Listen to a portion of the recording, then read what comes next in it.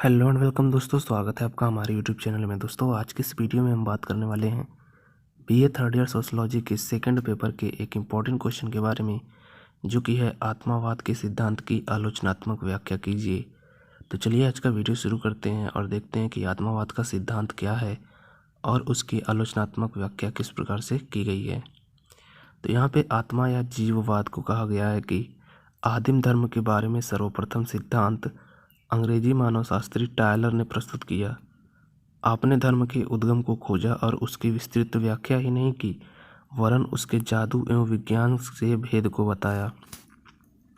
Herbert Spencer भी इस मत के समर्थक थे। टायलर ने कहा कि ऊपरी तौर पर तो हमें धर्मों की बहुलता एवं उनमें अंतर देखने को मिलते हैं, पर मूल रूप से वे सभी एक ही विचार पर निर्भर हैं और वह है आत्मा। दोस्तों यहाँ तक हम देख रहे हैं कि कहा जा रहा है कि आदिम समाज के बारे में जो है आदिम समाज में जो धर्म है उसके बारे में जो सर्वप्रथम सिद्धांत हैं उसको जो है अंग्रेजी मानवशास्त्री टायलर ने प्रस्तुत किया और धर्म के उद्गम की खोज ही ना की, बल्कि इसकी पूरी विस्तृत व्याख्या भी की कि धर्म क्या होता है, कैसे इसका उत्पत्ति हुई और इनमें क्या किया जाता है। तो धर्म की जो सर्वप्रथम जो उत्पत्ति की वो जो है टायलर ने की, वरन उसके जादू में विज्ञान के भेद को भी बताया और उसमें जो धर्म में इतना जादू होता है, कितना विज्ञान होता है, ये भी जो है टायलर ने बताया। हर्बर्ट स्पेंसर भी इस मत के समर्थक थे जो कि टायलर ने मत दिया। टायलर ने कहा कि ऊपरी तौर पर तो हमें धर्मों की बहुलता एवं उनमें अंतर देखने को मिलते हैं, पर मूल रूप से वे सभी एक ही विचार पर निर्भर हैं, वह है आत्मा या जीव में विश्वास। यहाँ पे कहा जा रहा है कि हम लोग ऊपरी तौर पे देखते हैं कि धर्म अलग अलग होते हैं और उनमें अलग अलग अंतर होते हैं, लेकिन जो उनमें एक ही मूल विचार होता है वो होता है आत्मा या जीव में विश्वास। आत्मा को अपने आदिम समाजों से लेकर सभ्य समाजों तक के धर्म का आधार माना है। यहाँ पे कहा जा रहा है कि जो आत्मा को है उसको जो है आदिम समाज, यानी कि जो आदिम समाज जनजातियाँ होती हैं जंगलों में जो होती हैं, उनको जो है जनजातियों को लेकर और सभ्य समाज को भी लेकर, इन दोनों को जो है सभी को जो है सभी के जो है धर्म के आधार को जो है आत्मा माना था टायलर ने। इसलिए आपके सिद्धांत को आत्मावाद या जीववाद के नाम से पुकारा जाता है। आपने मानवशास्त्रीय शब्दकोश को नया शब्द आत्मावाद दिया। यहाँ पे कहा जा रहा है कि इन्होंने जो है टायलर ने जो है इस सिद्धांत को जो ये सिद्धांत दिया उसको आत्मावाद या जीववाद के नाम से पुकारा जाता है। आपने मानवशास्त्रीय शब्दकोश को एक नया शब्द दिया, यानी कि टायलर ने मानवशास्त्रीय शब्द को एक नया शब्द दिया जो कि है आत्मावाद। और ये क्यों दिया? क्योंकि जो टायलर थे वो आदिम समाजों से लेकर, यानी कि जो आदिमानव काल के समाज थे, जातियाँ थी, जनजातियाँ थीं, उनको भी लिया और सभ्य समाज को भी लिया और ये देखा कि सब में जो है जो भी धर्म का आधार होता है वो होता है आत्मा। तो यहाँ पे आत्मावाद को यहाँ तक पहुँच गए हम। चलिए देखते हैं कि आत्मावाद आखिर में होता क्या है। आत्मावाद के सिद्धांत जो है टायलर ने दिया, धर्म का आधार माना, यहाँ तक तो ठीक है, लेकिन आत्मावाद होता क्या है? तो आत्मावाद को अब आप दो भागों में बांटते हैं, यानी टायलर जो है आत्मावाद को दो भागों में बांटते हैं।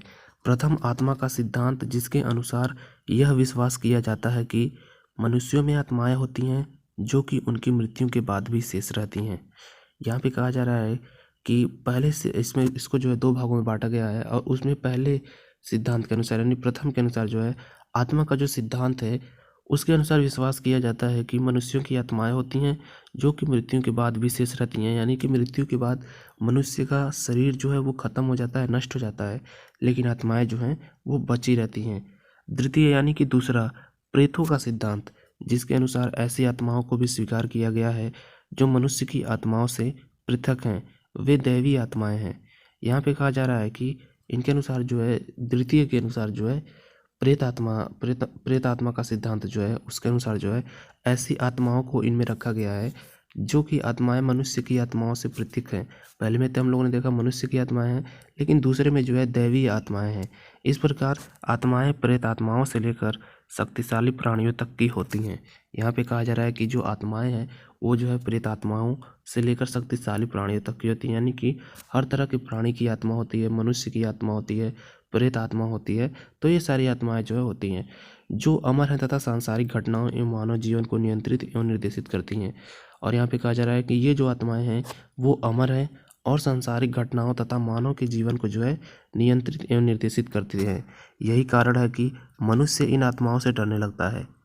यहाँ पे कहा जा रहा है कि यही कारण है कि मनुष्य जो है इन आत्माओं से डरने लगता है। मनुष्यों की आत्मा से ना डरे, लेकिन प्रेत आत्माओं से उसे डरना ही पड़ता है, क्योंकि प्रेत आत्माओं को जो है प्रेत आत्माएं जो है उससे खतरनाक लगती हैं, क्योंकि जो भी जीव है उन सभी की आत्माएं होती हैं। इसलिए ही टायलर कहता है कि धर्म आत्मा का आध्यात्मिक शक्ति में विश्वास है। यहाँ पे कहा जा रहा है कि टायलर इसीलिए कहते हैं कि जो धर्म है वो आत्मा के आध्यात्मिक शक्ति में विश्वास है। यह विश्वास उसमें दैनिक जीवन के विभिन्न अनुभव से हुआ, जो कि उसने जागृत एवं सुसुप्त अवस्था में किए और जो जीवित एवं मृत अवस्था से स्पष्ट हुए। यहाँ पे कहा जा रहा है कि ये जो धर्म में जो आत्मा है उस पर जो है विश्वास जो है उसे दैनिक अनुभव से हुआ, जो कि उसने जागृत यानी कि जागते हुए और सुसुप्त यानी कि सोते हुए महसूस किया। यहाँ पे आगे चलिए देखते हैं। कहा जा रहा है कि निद्रावस्था में स्वप्न के दौरान वह अपने को कई कार्यों में संलग्न देखता है, अपने पूर्वजों से मिलता है और ऐसे स्थानों पर जा जाता है जहाँ वह पहले कभी नहीं गया। यहाँ पे कहा जा रहा है कि नींद में जो है कोई भी जो आदमी है वो अपने पूर्वजों को देखता है, यानी कि कई कार्यों में वो संलग्न रहता है। जब वो नींद में रहता है, सपना देखता है, तो वो देखता है कि वो अपने कभी पूर्वजों से मिल रहा है, कभी ऐसे स्थान पर जाता है जहाँ वो कभी पहले कभी नहीं गया है, लेकिन वहाँ पे वो जो है चला जाता है और वहाँ पे अपनी मौजूदगी दर्ज करता है। सपने में ही करता है, लेकिन करता है। जागृत अवस्था में वह परछाई देखता है, यानी कि जागृत अवस्था में वो अपनी परछाई देखता है। तालाबों और नदियों के पानी में अपना प्रतिबिंब देखता है, अपनी आवाज़ की प्रतिध्वनि सुनता है। इसी समय उसने जीवित और मृत व्यक्ति में भेद भी किया। तो यहाँ पे जो है जो व्यक्ति भी आत्मा मानते हैं वो क्यों मानते हैं ये बताया गया है, क्योंकि जो लोग सोए रहते हैं वो जहाँ जाना नहीं है वहाँ भी पहुँच जाते हैं नींद में, सपने में, और वो जो है अपने पूर्वजों से भी मिलते हैं। तो कभी वो लोग अपना प्रतिबिंब देखते हैं, परछाई देखते हैं, जिससे जो है उन लोगों ने जो है आत्मा को जो है मानना शुरू कर दिया।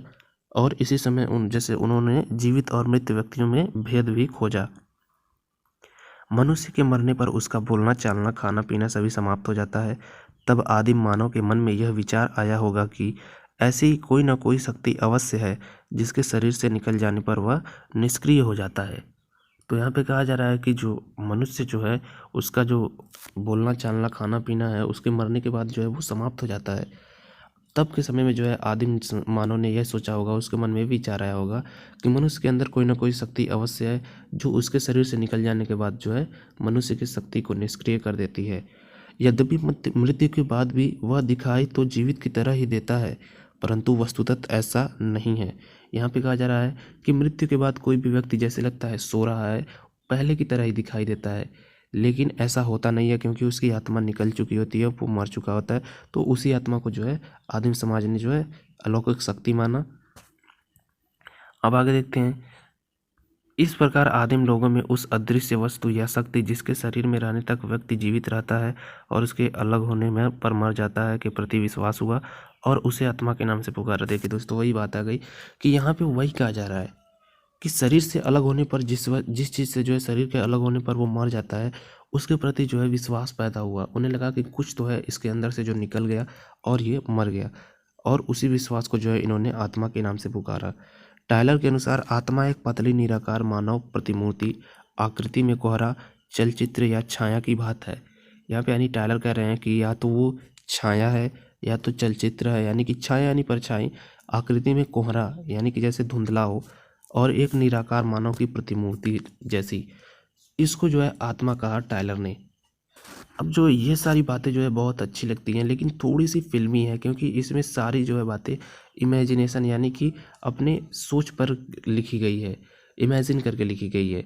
इसलिए जो है इसकी आगे आलोचना भी की जाती है, क्योंकि ये सारी बातें जो है हर जगह सही नहीं होती हैं, तो वहाँ पे इन चीज़ों की आलोचना की जाती है। तो चलिए देखते हैं इस सिद्धांत यानी कि आत्मावाद सिद्धांत की कौन कौन सी आलोचनाएँ की गई हैं। तो यहाँ पर टायलर का सिद्धांत पहले कई मानवशास्त्रियों द्वारा स्वीकार किया गया, जैसे कि इसमें हर्बर्ट स्पेंसर ऊपर हम लोगों ने देखा, इसके जो है समर्थक थे, जिसमें जर्मनी के मानवशास्त्री थे, परंतु विभिन्न अध्ययनों के आधार पर आत्मावादी सिद्धांत में कई दोष पाए गए। इस सिद्धांत की एड्यूलेग, मैरेट, जेवेंस आदि ने निम्नलिखित आलोचनाएं की, यानी कि इन मानवशास्त्रियों ने जो है इसकी आलोचना की। तो चलिए देखते हैं पहली आलोचना क्या है। समस्त सिद्धांत को देखने से ज्ञात होता है कि टायलर ने आदिम मानव को तर्कशील व दार्शनिक व्यक्ति के रूप में प्रस्तुत किया है, जो कि वह कभी नहीं था, और जिस व्यवस्थित क्रम में उसने इस सिद्धांत को रखा, ऐसा आदिम मानव तो क्या आधुनिक मानव भी नहीं कर सकता। ऐसा प्रतीत होता है कि संभवतः टायलर को वस्तु स्थिति का पूर्ण ज्ञान नहीं था। यहाँ पे कहा जा रहा है कि समस्त सिद्धांत को देखने पर यही लगता है कि टायलर ने जो है आदिम समाजों को जो बहुत ही तर्कशील यानी कि बहुत ही बुद्धिमान, दार्शनिक यानी कि बहुत ही दूरदृष्टि वाले तक के व्यक्ति की तरह प्रस्तुत किया है। यानी कि जो आदिम समाज के लोग थे वो बहुत ही दूरदृष्टि वाले थे और बहुत ही बुद्धिमान थे। लेकिन यही कहा जा रहा है कि जबकि वो ऐसा नहीं थे, यानी कि आदिम समाज के जो व्यक्ति थे, जो आदिम समाज में लोग थे, वो जो है मानव इतने बुद्धिमान और इतने दूरदृष्टि नहीं है। लेकिन टायलर के सिद्धांत को देखने पर लगता है कि वो लोग बहुत बुद्धिमान थे और कुछ भी देखने पर, कुछ भी सुनने पर वो जो है उसे दूर तक सोच लेते थे और समझ लेते थे। जिस प्रकार में इस सिद्धांत को व्यवस्थित किया गया है, उसमें देखा जा रहा है कि जो आदमी है, जो मानव है, वो इस तरह से दिखाया गया है, उस प्रकार से जो है आधुनिक मानव भी नहीं रख सकता है। ऐसा प्रतीत होता है कि संभवतः टायलर को वस्तु स्थिति का पूर्ण ज्ञान नहीं था। यहाँ पे कहा जा रहा है कि ऐसा लगता है जिस प्रकार से इस सिद्धांत को क्रमवार किया गया है, क्रम से बनाया गया है, व्यवस्थित क्रम में किया गया है, ऐसा लगता है कि जो है टायलर को जो है वस्तु स्थिति का पूर्ण ज्ञान नहीं था, क्योंकि उसने अपने तथ्यों का संकलन यात्रियों एवं ईसाई धर्म के प्रचारकों द्वारा किए गए रोचक वर्णनों से प्राप्त किया, और उन लोगों ने आदिम समाज को ईसाई धर्म के दृष्टिकोण से देखा।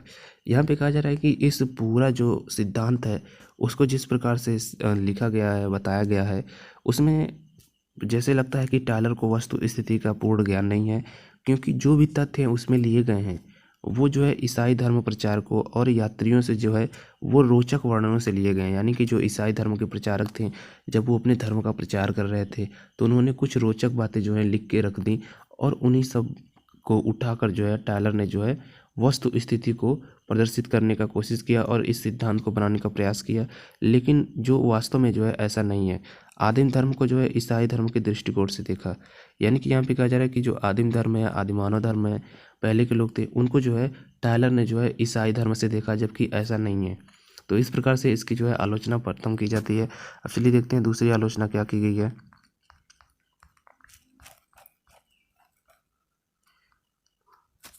यहाँ पे दूसरी आलोचना में दिया गया है, टायलर आत्मा व विश्वास को ही धर्म का आधार और आदिम समाजों में उच्च देवता की धारणा का अभाव मानते हैं, परंतु लेग का मत है कि ऑस्ट्रेलिया की कुछ जनजातियों में ईश्वर की धारणा पाई जाती है।